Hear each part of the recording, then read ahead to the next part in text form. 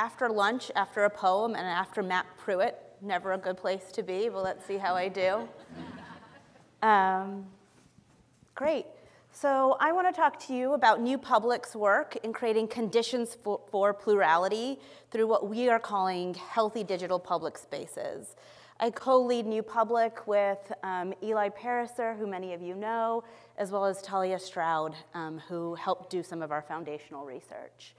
So we are a design lab for digital public space. We are bringing together community leaders with researchers, with technologists, to really think about the design patterns and as well as the sustainability models behind what we are calling digital public spaces so that are supporting our democratic and pluralistic society. Why digital public spaces? We really believe public space is an important part of our democratic society and that their design matters, but it's not only their design that matters, it's the things it is that people do, how people make meaning together in these public spaces. And without them, we really do risk a more fractured society.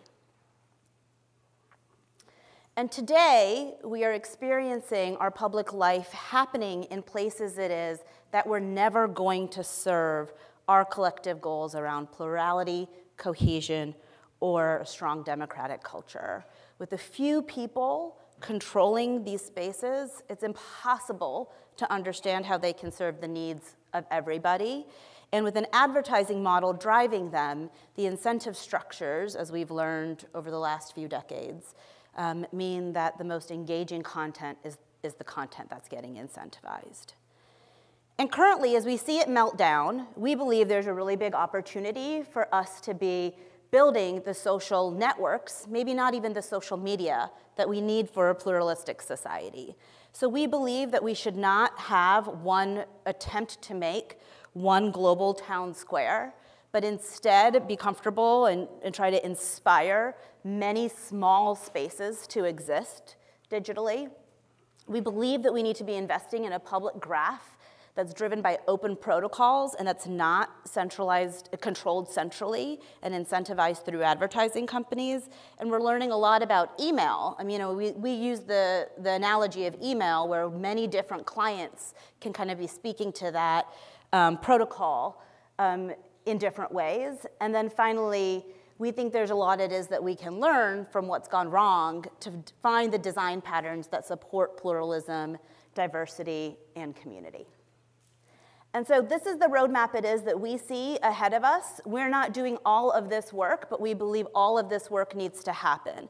First and foremost, and I think this has come up in our morning session, our work needs to be grounded in real problems that people are having. And so we need to invest in partnering with community leaders who understand what the challenges of community actually are. And because we believe that these spaces, these public spaces are about people in power, the care, the governance, and the maintenance of them matters as much as the action and the design of them. We very much believe that we should all be supporting the development of these protocols that are allowing the social graph to be owned publicly as opposed to privately.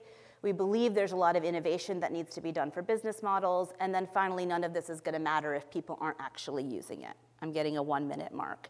So the question it is that we really started off asking ourselves is what are the critical qualities of a flourishing digital public space?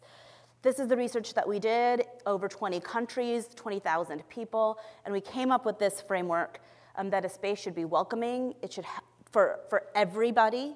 It should help people connect and understand one another, and then it should enable people to act together. And what we're doing is creating the features and design patterns that are aligned to those signals that do really solve real people's problems in deep partnership with these community leaders. And here are some of the examples of some of the experiments and investigations it is that we want to run. And this gets to all of you, the research community that can support us. And so we really want to look to partner with you to broaden our understanding of the conditions that will support online social networks to tip towards plurality, and then also figure out ways to measure it. And so hopefully tomorrow, if we get more time, we can actually get through the signals. Thank you, Deepti.